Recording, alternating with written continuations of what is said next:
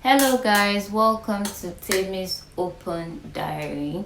So I posted my birthday vlog not too long ago, and if you watch the vlog you know that I visited Lekki Conservation Centre with my sisters and I had an amazing time. But when I got home and I was remembering everything that happened that day, I just felt like the vlog alone is not a full representation of some of the things that happened to us on that day. So I decided to make a story time and share with you guys, some of the crazy things that happened that I couldn't film. So stay tuned. So at first everything was going according to plan. My sister-in-law and I left the house early and we were on our way. My sister was to join us at the venue, but we got there before my sister and we bought the ticket. And as we were waiting, we decided to take pictures. That's what girls do, we take pictures. So we looked for a place that had like shade, trees and everything, and we started taking our pictures. We dropped our bags on a wooden table that was there. We took pictures, we had fun, it was going well. Then I decided to call my sister to confirm where she had gotten to. So I was on the phone and I was backing our bags and souvenirs. I bought gift bags for my sister and my sister-in-law to give them, but I'm not giving them at that time. So it was just on the table and I was receiving the call, and all of a sudden my sister-in-law Sherry just looks at me and she's like, "There's a baboon behind you, there's a baboon behind you." And I was like, "Are you serious?" I looked back and lo and behold, there was this baboon that was pulling out this one of the souvenir bags and wanted to run away with it. And I was scared. I was in between trying to send I don't know, is it a baboon or a monkey? I don't know the difference, but it was I think it's a baboon. So the baboon was pulling the bag and wanted to run away, and I was like, shoo. So I was trying to chase it away, but then I was scared because I didn't want it to just jump on me and things like that. So I was able to chase it away from my bag, and then he went to my sister. I went to Sherry's bag, and then he pulled out her slippers. But so it was chaotic in a way because everybody was just shouting. We were just saying shoo shoo. Eventually one man was like, "Hit it with your bag." Well, we're scared. Eventually it ran away, sha. Thank God for that. And we're like, "Now this is crazy." So we were done with the pictures at that point. Eventually my sister arrived, so we're in the waiting area. We're waiting for her, and she joined us, and it started to rain. And I was already getting a bit unhappy because I'm like, that's the main reason why we're here. That's what we came for. So if this rain doesn't stop, we won't be able to go on the bridge. But thank God the rain stopped and we set out on our journey on the bridge. We were with a tour guide. When we got to the beginning of the main bridge, he gave us the instructions and rules that would guide us and all that. So they tell us that it's 6 people that can go through each section of the bridge. Only 6 people can be on the walkway at the same time. So he took the first set of 6 people and he led them across the first section of the bridge. So we're waiting like, okay, when he drops them off, he'll come back for us.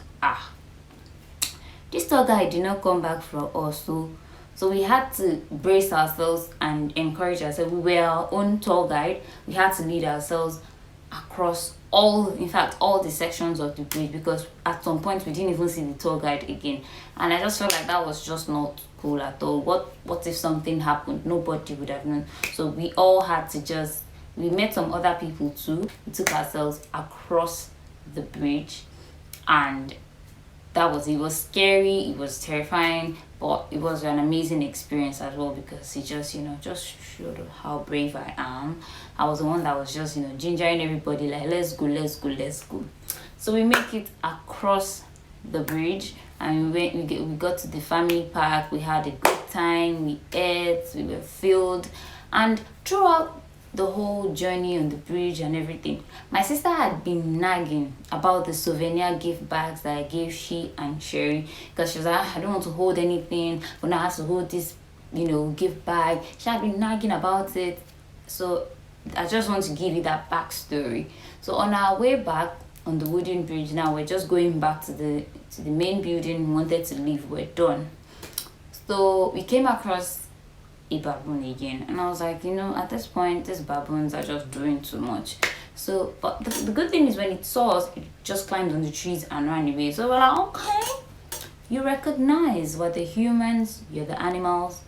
Let there be respect.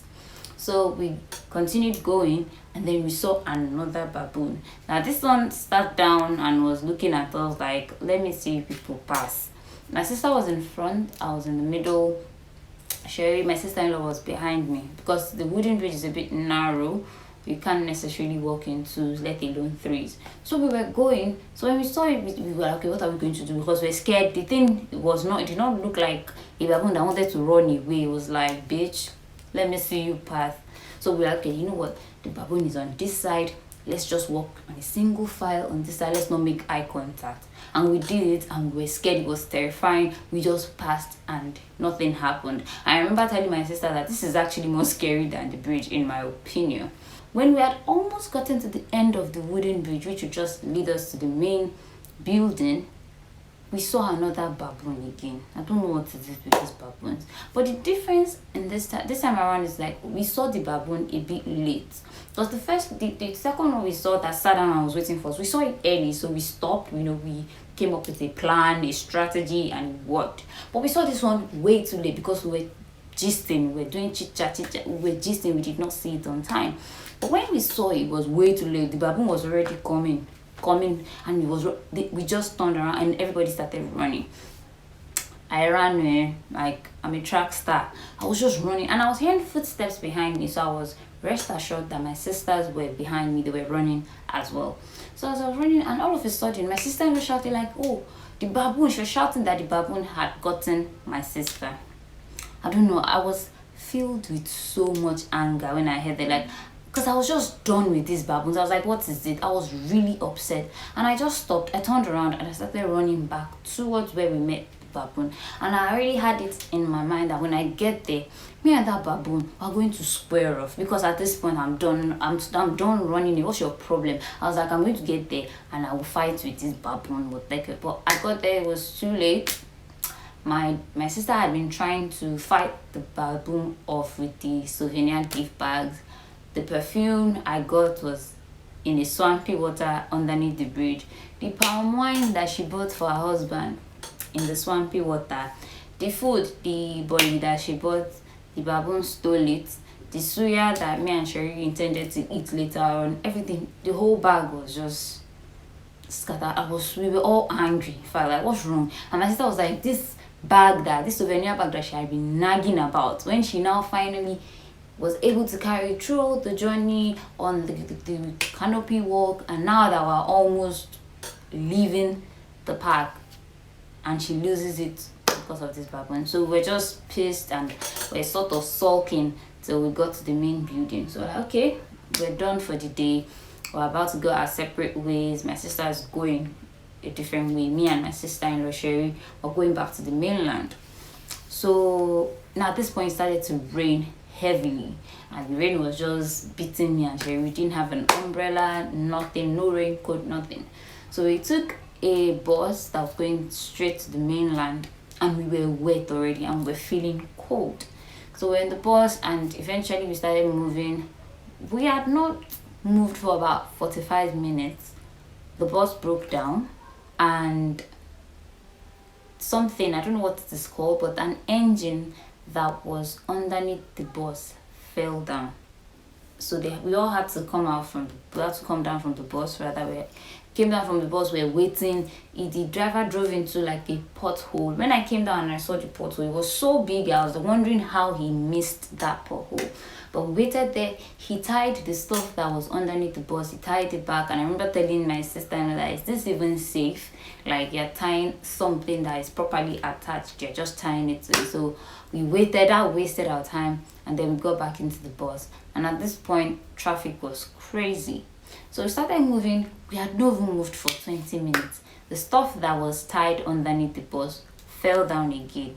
And he came down, he had to use a shirt and some ropes to tie. And mind you, we were just worried that hopefully this bus does not even just catch fire, because at this point we don't know. So now there was mad traffic all the way to the mainland. Like we got to the mainland very, very late. So we got home. Eventually we entered our streets. Just to cut the story short, we entered our street, me and my sister-in-law. We were on our street, we were walking, and we're like, thank God, finally, after everything we've been through, we're finally home.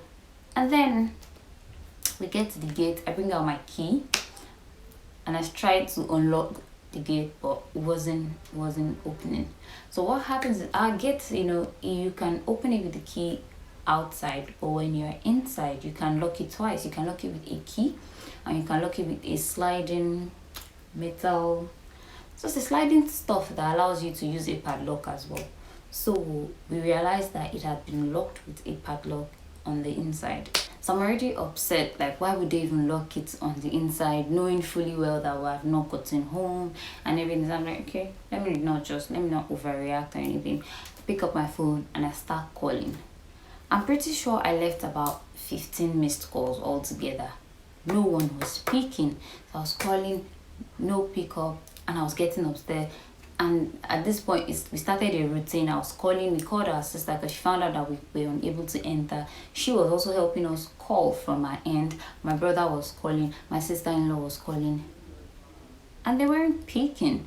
And I'm like, okay, what? Like, this is crazy because we're two girls and we're the only ones on our street. Our street is pitch dark. It was in the night. It was like 11:30 to 12. So we were like scared and everything. At some point, we started banging the gate, which is something we didn't want to do because we didn't want to draw attention. Because, like, what if anyone with evil intentions is lurking around? And once we start banging the gate, they'll know someone is outside and we could be in trouble. But we didn't have a choice at some point. We just started hitting the gate aggressively, and then the dogs started barking. Now, Ginger is the older dog. She came towards the gate. She sniffed us and she was like, okay, these are my homies. And she stopped barking. Now, the younger dog, the puppy, Yogi, he was all the way in the compound in its cage. So he didn't see us. So he just kept barking. And I love Yogi and all. But Yogi has one of the most annoying barks I've ever heard from a dog. Like when he barks, it's like he's barking and crying at the same time. And it was so loud, and I'm like, okay, this is just not helping at all. This is causing trouble, it's drawing attention. And I'm like, okay, with all this barking from the dogs, like the folks inside, is it that they did not hear me? Like is the probability that they didn't hear, or the possibility is like 0 in a million. It's not 1 in a million. Like they heard. It's not like they did not hear, they heard some. So eventually my sister is like, she calls and she's like, you guys can't keep staying out there, it's really late, why not just go to a nearby hotel and spend the night there? So at first I was reluctant. I was very, very reluctant because I don't like to sleep out of my bed. I just don't like it. That's why I don't necessarily do sleepovers with friends. I just don't like sleeping out of my bed. So but we didn't have a choice because it was really late. So we're like, okay, let's go to a nearby hotel. We pick up our bags and we start to make our way down the street the path that leads to the nearest hotel in my area. As we were going, we came across 3 stray dogs. Like 2 were laying down and 1 was seated upright. And I remember I just told my sister-in-law that I'm not going to pass these stray dogs because stray dogs is equals to rabies. Because I'm like, I'm not going to get mauled by 3 stray dogs that have never had a dose of anti-rabies in their life. No, I'm not going to do that. So we had to turn back because we were scared that 3 dogs, not just 1, no, 3. We just turned back and we went back to the gate. And at this point, we're back to square one because we started the whole routine. I'll call, my sister-in-law will call, my sister will call, my brother will call. We'll bang the gate, Yogi will back. It was annoying. So eventually, my brother calls and he's like, okay, someone is coming to open the gate. I was on the phone with my sister and I was just upset. Like, well, how could the day be any worse? So we got inside and I was on the phone. We got inside and I checked the time and I was on the phone with my sister. It was like 7 minutes past 12 a.m. I was tired.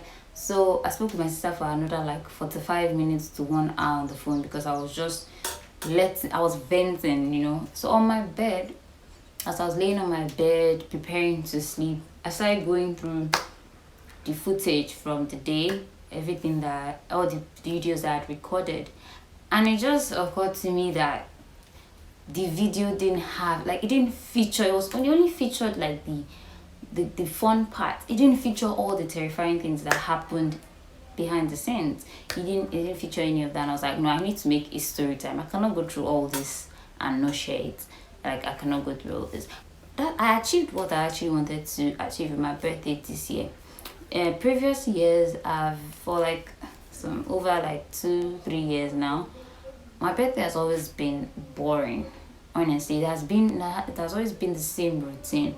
It's either I'm working, or if I'm not working, I'm just there, nothing to do. At most, there's a cake, and that's it.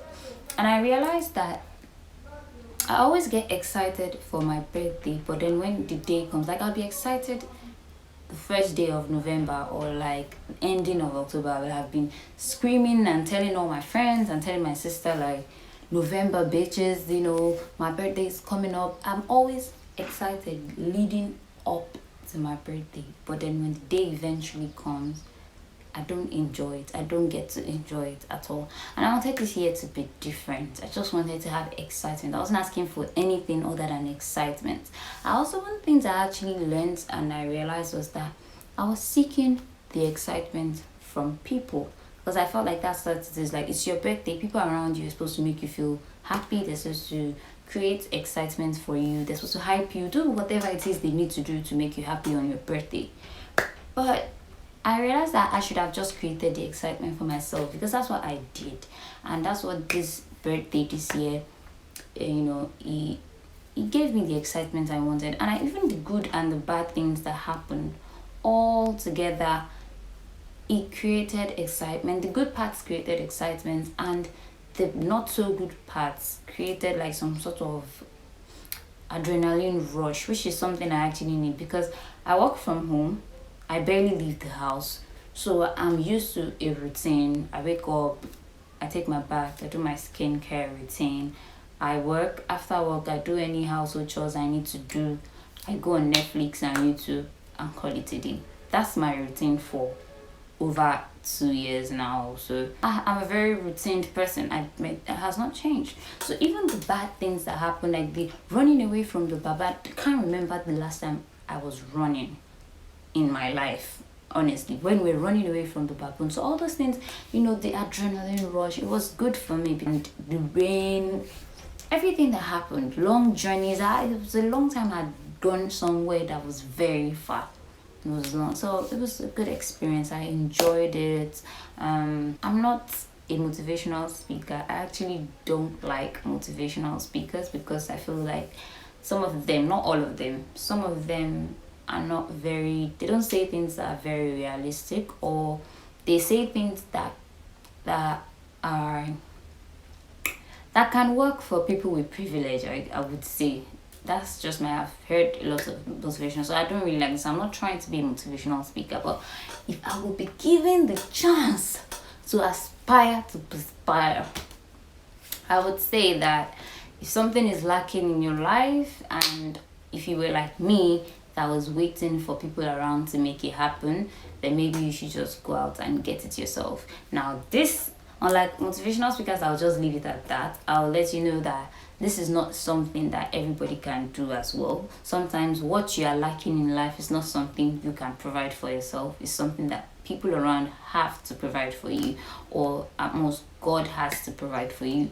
So, but if it's something that you've thought about, you can sit down and think about it, like, is this something I can achieve on my own? And if you can, or you can achieve it with a few good people around you, like in my case, my sister and my sister-in-law, then yes, definitely make it happen by yourself. So that's all that happened behind the scenes. So hopefully, maybe if you go back to watch the birthday vlog, you can see, maybe you can try to see and be like, okay, maybe this was after the baboon chased them, or this was after this had happened, or it might give you a better understanding of the birthday vlog itself.